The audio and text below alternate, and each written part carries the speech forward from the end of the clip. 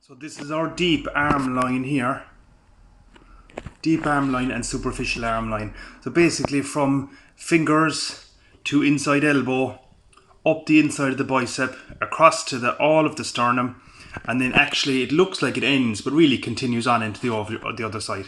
That gets chronically shortened from having the shoulders forward and the hands working out in front, and then you get a lot of trouble leading on from that. And these are some of the pain patterns that we can get when we get trigger point pain in the rotator cuff. Most common one that I would see is subscapularis, there second from the right. It's a little rotator cuff muscle in under the scapula, between the scapula and the rib cage. You use it now if you were doing arm wrestling across the table, and that can give you pain behind the shoulder and down into the wrist. And that's the most common one. Another common one there is infraspinatus, where you get pain down the back of the arm into the tricep.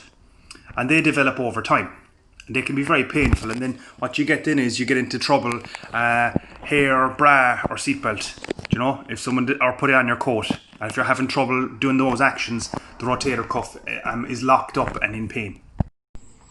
Well guys, so if you want to improve your posture, there's two big issues that lead to postural problems and pain around the shoulder, upper back and neck.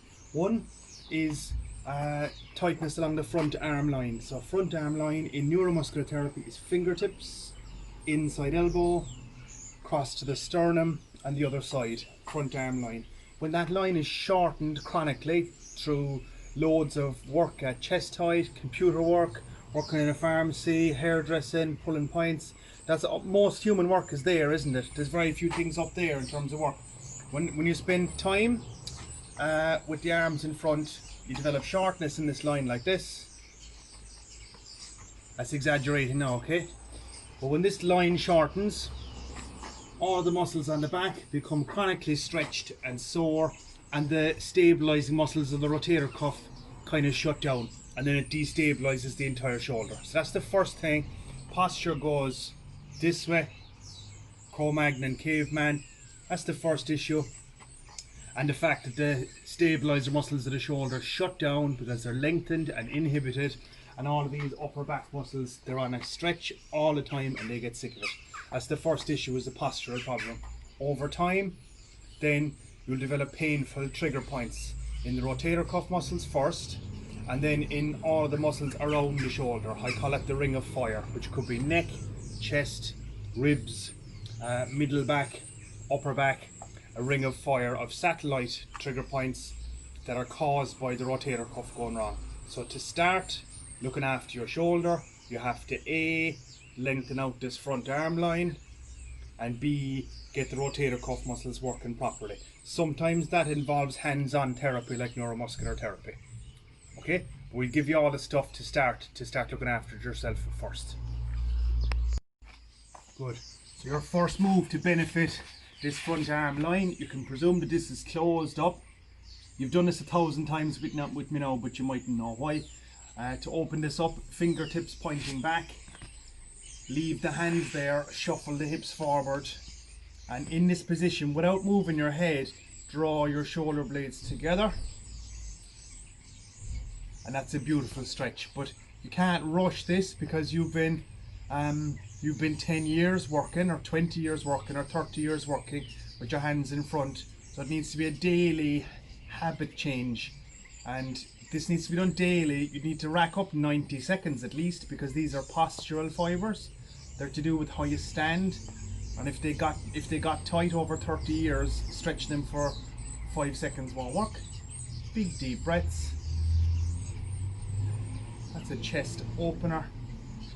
And when this is done, it will be a great idea, opposite this exercise, to do something to benefit the back side of the shoulder capsule. So for example, when that's been done, light dumbbell, kneeling, that's 0 down to 90 and back up across your nose and close to your nose with a light dumbbell like a 1 kilo or a 1.5 kilo dumbbell for 10 left, 10 right, slow and careful, close to the nose. And you compare these two exercises, the chest opener and the dumbbell external rotation, pair them for 3 rounds. So 90 seconds of chest opener, 10 left, 10 right, for the external rotators which hold the arm in the socket. That's your first pair of exercises. Okay, your second pair of exercises are one to relieve tightness back here.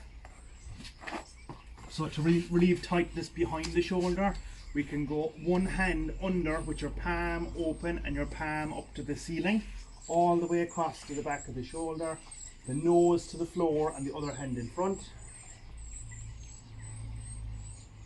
And we'd hold that for 60 seconds or 20 slow breaths. Then the other side.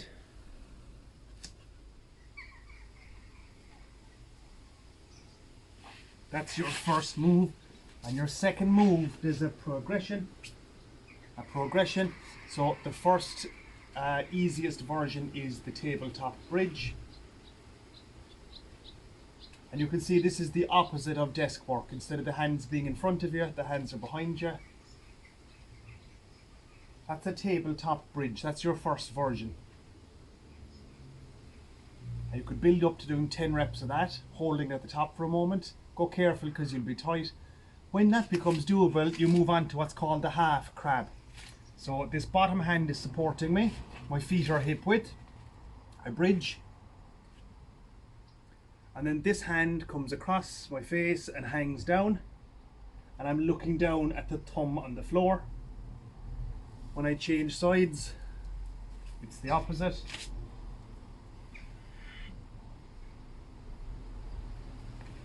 And a pro tip for this one is this arm, when you're in support, you must try and externally rotate the arm. So you must try and turn the arm out.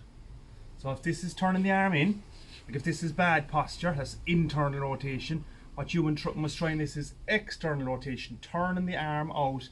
If it's my right arm, I'm trying to spin the world clockwise. So I go up, look down, and then I try and turn the ground towards the right with my right arm, externally rotate. When I do, I get a beautiful stretch in the bicep and I feel the back surface of my rotator cuff switch on. Half crab. So that looks absolutely impossible, but nothing is impossible because you build up to it. Okay, all I want you to do is have a go off them, try them out, leave any problems you have, insults you have for me in the comments, and we'll work it out next week. Okay.